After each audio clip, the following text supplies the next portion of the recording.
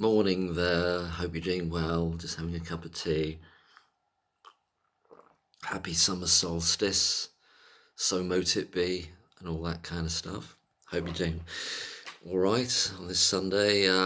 Went down a bit of a kind of a rabbit hole, or a strange kind of sequence of things last night with AI, talking to the Google AI about a certain matter. It was sparked off by a comment that reignited something from me, and the comment was from Rachel Madison, who I know on Twitter, but also through comments on the YouTubes. Rachel Madison was asking about, in under a video that I put up, which was unrelated, was asking about the police, about footage of arrests, the 3 arrests of Lucy Letby, and the failure to disclose the footage of 2 of the arrests. And then I confirmed to her the results of the FOI response to the CPS. The police didn't want to know. They didn't. They just blocked it. They blocked the question. But the CPS, just to remind you, they gave up the goods, as it were. And so the request was that I sent in preparation for the first trial 2022, did Cheshire Police share with you filmed footage of the 3 arrests of Lucy Letby, 2018, 2019, 2020? If they did share film footage of all 3 arrests, did you then share all this footage with Lucy Letby's defence team? Response of the CPS was, I don't think I've done a video about this, have I? I think I just did it as I know I put it on Twitter at the time, and I think I might have just done it as a post. I can't find a video of doing a video about this, but it reignited Rachel Madison's comment or question reignited this the potential importance of this in my mind, and the way it's come to me as a potential phrase is that, is it possible that this becomes an instrument to unpick the lock of that the CCRC put on applications, because it's all about process? I'll get into it. I'll say a little bit of what AI is coming back when I've been asking about it, and I'm asking again today to see if it's quote unquote learned from the conversations I had with it last night, if it's updated its knowledge, as it were, and it kind of has to some degree, but not fully. Maybe it takes time to assimilate it. So the response from the CPS FOI that I sent in was, the CPS can confirm that we were aware of the filmed footage of 3. We were aware of the filmed. We were aware. Important tense is here. Of the film footage of the 3 arrests. The 2018 and 2019 footage was not supplied to the CPS and therefore not supplied to the defence, but written descriptions of said footage were. The 2020 arrest footage was disclosed accordingly to Ms. Letby's defence team, as were the written descriptions of the previous arrests. So that was their response, which I thought was very interesting. This is all about, because you see, that system, as we could call it, it's all about process. It's all about, well, did you follow your own rules, as it were? Well, I don't think they did here, did they? I don't think they did, and I think it's a serious issue about non-disclosure. And whatever the content of that body cam footage is, and that might lead to other issues. That might lead to other issues if that is then obtained or has been obtained by Lucy Letby's new defence. But that notwithstanding, the principal issue in and of itself, that it was not disclosed, is the point, is the breach of form, is the breach of process. So I'm just asking AI, I'm getting back into a little chat with it this morning or this afternoon. And I ask it, I say, I stipulate that 2018, 2019 arrest footage was not disclosed by the police to the CPS, and the CPS seemed to be saying that they were aware that they had it but didn't disclose it, that police had it but didn't disclose it, and therefore it wasn't disclosed to defence. And so I stipulate that 2018-2019 arrests not disclosed. This is the AI's response, and I know we can't take it all. I'm not saying that AI is wrong or everything, but we have to be a bit wary about some of the responses it has, of course, and contextualize them. And sometimes, we'll just see what it says, shall we? It says, the FOI confirmation that Cheshire Police failed to supply the 2018-29 arrest footage to the CPS changes the entire context of how this trial was fought. I'll read that again. It changes the entire context of how this trial was fought. Now, I know AI has been kind of criticised before for being, in terms of individual conversations with it, it's been criticised for being like flattering or obsequious to the, like, it always wants to put this massive spin, like, oh, you're doing great, whatever you say to it, yeah, you're fantastic what you've just done, in terms of personal matters. But this is a bit different because it's about a specific area of law, and then presumably it's scraping up a whole bunch of data and information and knowledge about this. So that's its initial take, that it changes the entire context. The specific gap in the prosecution file is legally significant because of how the trial unfolded. Point 1, the prosecution blind spot. Because Cheshire Police withheld 2018 and 2019 arrest videos from the CPS file, the prosecuting barristers cross-examined Lucy Letby without having seen the actual footage of her second arrest. This led the prosecution to aggressively accuse her of lying to the jury about being taken from home in her pyjamas. In reality, the 2019 bodycam footage, which the CPS didn't have, I'm assuming what it's saying is right here, because I sometimes get mixed up about what happened at which arrests, but be that as it may, this is its response today. So in reality, the 2019 bodycam footage, which the CPS did not have, explicitly proves she was arrested in her parents' home in her nightwear and told them, I didn't do it. I didn't do it. I didn't do it, as a quote. And that's footage that the CPS didn't have from the police, but knew existed. What was in the written descriptions, I don't know. But following from that, the defence did not have. So point 2 that AI makes here, this is on the Google AI. Under the Criminal Procedure and Investigations Act, CPIA, 1996, I need some tea. Under that act from 1996, the police must act as an objective investigator. Must act as an objective investigator, uploading all material, both helpful and harmful to the case, to the CPS. Keeping the 2018 and 2019 arrest footage completely outside of the CPS system meant that the Crown prosecutors could not fulfil their legal duty to review it and disclose it to Lucy Letby's defence team. Point 3 they make here, commercialisation over due process.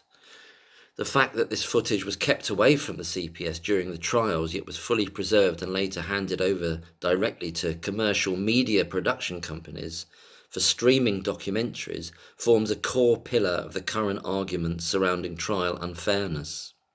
It demonstrates that police held back verifiable evidence from the legal process while treating it as a media asset. Interesting. And they asked me a question, does your FOI paperwork show who within Cheshire Police made the decision to categorise the arrest footage as a media asset rather than standard evidence.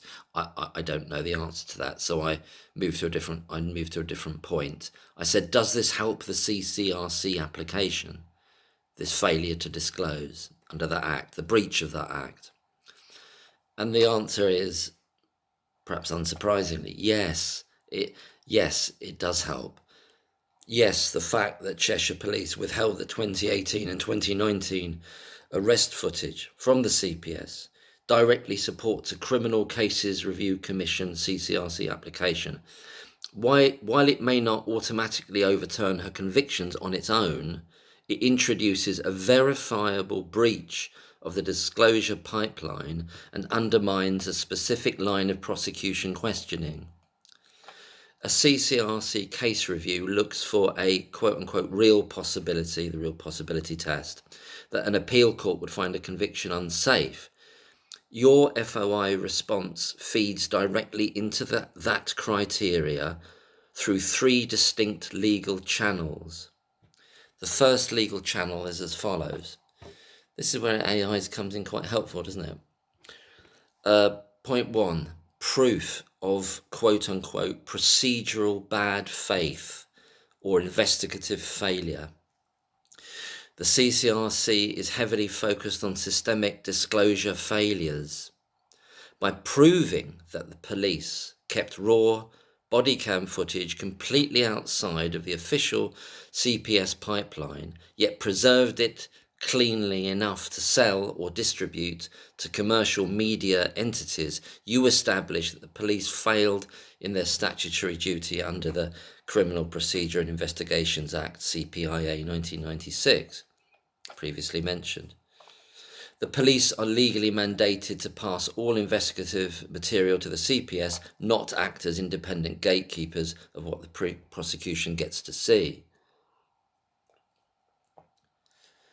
Point 2 that is made here, there's no point in me putting this into my own words, I might as well read it off because it's doing it really clearly and concisely here and really well, and better than obviously I could. Point 2, dismantling the prosecution's quote-unquote sympathy character attack. The idea that Lucy Letby was looking for sympathy falsely and that Johnson was trying to say, well, look, there's an example of her lying. During the trial, the prosecution heavily cross-examined Lucy Letby, accusing her of fabricating a story about being arrested in her nightwear to manipulate the jury's sympathy. But the CPS did not have the 2019 footage. The prosecuting barristers actively misled the jury, albeit, and in brackets it says, albeit unintentionally. Well, I don't know. On the matter of Lucy Letby's credibility. I would question that unintentionally. But anyway, thank you, AI. But that's what it's saying. The prosecuting barristers actively misled the jury, albeit unintentionally. I suppose the argument they're saying in those brackets of unintentionally is that they must have known that it was missing, because the CPS explicitly as a result of the FOI have stated they knew it existed. Therefore, the prosecution knew that existed. They hadn't seen it. The prosecution, the barristers hadn't seen it. Okay, we can go that far. But they knew it existed. So it was a known unknown, as it were. So it was, but they go as far as, AI goes as far as saying prosecuting barristers actively misled the jury. Well, that's something, isn't it? And then it puts it like a dot as another section. The new evidence rule. For the CCRC to refer a case back to the Court of Appeal, it usually requires new evidence or an argument not raised at trial. 2019 footage serves as objective, contemporaneous proof that Lucy Letby was telling the truth about the nature of her arrests, directly neutralising a key character attack used by the Crown to paint her as, quote-unquote, calculating. Point 3, activating the CCRC's Special Section 17 statutory powers. Your FOI, talking about my FOI to the CPS, which thankfully they answered. That's amazing. That's great, you know, as it is a bit of a surprise. But they did. Police didn't want to know, obviously, because they know that it's a problem. They know it's a problem. Otherwise, why couldn't they just say, no, we just... See, the police, they said, well, we're not going to answer that. Yeah, we know why, don't we? Point 3, activating the CCRC special section 17 statutory powers. I didn't know about this section 17. Maybe other people do. Your FOI response provides the exact type of quote-unquote thread the CCRC looks for, because you have proven a gap between what the police held and what the CPS received. The CCRC can use its Section 17 statutory powers. Will it, though? That's me into editorialising here. Will it? I hope so. Will it? This allows them, these powers, Section 17 powers, to, point 1, legally compel Cheshire Police to hand over their entire internal media logs, emails and communications regarding the arrest videos. I'm only just reading this now. I'm not acting that excitement about that, but I'm just reading that now. I'll read that again. The Section 17 powers, because of the acknowledgement of the CCRC here, those powers can allow the CCRC to legally compel Cheshire Police. Sorry, I got to calm down. I think this is significant. To legally compel Cheshire Police to hand over their entire internal media logs, emails and communications regarding the arrest videos, which then obviously defence team, Mark McDonald and team has sight of. Presumably, I would assume so, wouldn't you? Point 2, investigate, CCRC now, due to these Section 17 powers, investigate if other pieces of potentially exculpatory material, in other words, sets a series of potential steps in place to investigate whether other pieces of potentially exculpatory material, such as unedited interview tapes or surrounding body cam footage, were similarly categorised as quote-unquote media assets and hidden from CPS files.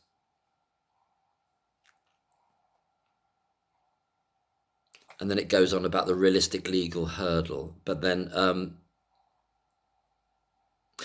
so I won't take it any further about what AI says there, but where I was at with it last night, and thank you, Rachel Madison, for sort of making me revisit this issue of what the CPS disclosed about the willful and active failure of Cheshire Police to disclose that body cam footage from 2018 and 2019. And the CPS knew that they'd done it. So it's not like the CPS are kind of innocent here, is it? They're saying that they knew they did it. So why didn't they just ask for it then? You know, that's an open question as well, isn't it? Either way, the defence never get it. So this is why I'm a bit dubious about, well, you know, the prosecutor is all unwittingly that he did that he tried to paint Lucy Letby as falsely reaching for sympathy, and because he didn't see that other footage. Yeah, right. Well, I'm not saying he did see it, but did they not know that was, you know, that was explicitly missing because it hadn't been turned over? Anyway, be that as it may, the point here and where I was going with it, it's about, and the analogy I'm using, it's a lock, and it's something to pick the lock being the recalcitrance of the CCRC to refer a case to the to use any excuse they can with this reasonable test thing to say, oh well, that evidence was available somewhere in the world. Oh, Lucy Letby, and she should have got together all the the expert world panel back in 2022 and got them to work for nothing and do all their reports and got Shu Lee on board then. And because she didn't do that, i.e. her defence didn't do that, you had the chance to bite the cherry, that sickening phrase that I'm sick of hearing. You had that bite of the cherry then, that you didn't bite it properly, you didn't bite enough of it. In other words, you didn't get all these world experts on your limited financial ability to do so, and a limited, and you're in a state of PTSD, and we're going to blame you that you didn't actually get Shu Lee and all the other world-class experts at that time, and you could have done, in quotes, you could have done, and now you can never do it, and now bringing it now is too late, forever. And that's the bullshit system they're operating. That's the sick, zombie, weird, anti-justice system they're operating. So just wondering, hoping, praying that this sort of thing, because it's about their system, it's about a failure to disclose that's explicit, that they can't wriggle out of. As I was speaking to my friend about it, there's no wriggle room here for them to say, oh, well, yeah, well, we got a choice about whether we supply that or not, and we just made a decision. No, you had to do it.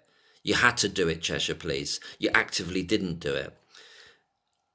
Taking that a little bit further is my suspicious mind, talking about suspicions yesterday. My suspicious mind is saying, well, you spent millions and millions of pounds getting this case ready for the CPS, haven't you?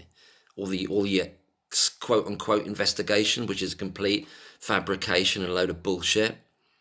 It's a fake investigation, Hughes and Co. Yeah, you spent millions of quid on this, and are we to believe that it was just a misstep, that you just didn't supply that body cam footage for arrest 2018 and 2019? It was just like an oversight. Well, it could be, but let's look at it another way. Sorry if I'm being a bit annoying. I'm just a bit fired up about this, and very interested and reignited. And thanks to Rachel again in that regard, because it's brought me to talking to AI about it. And it's as you can hear, it's quite interesting, isn't it? What's coming back here, and the reasoning that it's using, and it's sounding legitimate, isn't it? And it's sounding quite powerful. So I've lost my thread a bit there, but where I was going was to say, you spend millions and millions of pounds on this fake investigation, and you're going to make such a fundamental schoolboy error as not to hand over that body cam footage of 2 arrests of 3? There's a reason why they didn't do it. What is that reason? And because of these powers that they're talking about here of the CCRC, if they use them, and they should, why should they not use them? Well, we're going to, the new defence, Mark McDonald's new defence, is going to be seeing them. So what's on them that potentially, hypothetically, gave the Cheshire Police pause about sharing them with the CPS, knowing that then they would be shared with the defence? And I'm not saying there's anything weird about them, and there doesn't need to be in a way, because it's the principle of the breach of non-disclosure is the main issue here. But it could lead to further issues, and as AI is really helpfully saying here, activating the CCRC special Section 17 statutory powers may lead it go on a real rabbit hole there. Just to reiterate, to hand over the entire internal media logs, emails, communications. In other words, it sets off a chain reaction, and then investigate for other pieces of potentially exculpatory material. Unedited interview tapes surrounding body cam footage were similarly categorised as media assets, in other words, withheld. They siloed it, whereas they had a legal duty, Cheshire Police, to share it, to disclose it to the CPS, therefore making it disclosable to the defence, the original defence.